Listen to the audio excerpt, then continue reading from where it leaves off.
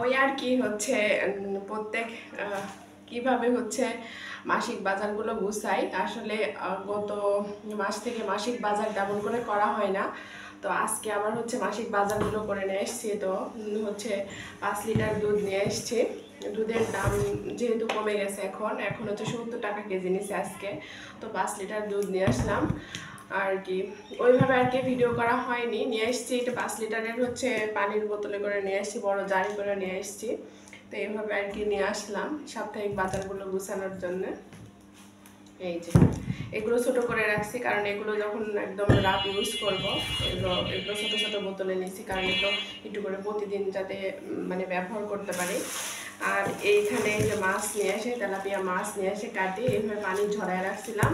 তো এখানে নিয়ে এসেছি, এখানে 4 কেজি মাছ আছে। আরও কিছু মাছ ফ্রিজে আমি দিয়ে দিছি। আর যে গরুর মাংস নিয়ে এসেছি, গরুর মাংস আজকে 800 টাকা হচ্ছে কেজি নিছে। গরুর মাংস আছে হচ্ছে 2 কেজি। এভাবে ভাগ ভাগ করে হচ্ছে নিয়ে এসেছি, ভাগ ভাগ করে রাখছি। আর হচ্ছে যে এখানেও আছে গরুর মাংস, গরুর মাংস। তো এই গরুর মাংসগুলো এতটা পিওর, আমি আজকে ইচ্ছা করে গরুর মাংসের মধ্যে অনেকগুলো হাড্ডি নিয়েছি। এগুলোই ছিল আজকের হচ্ছে বাজার।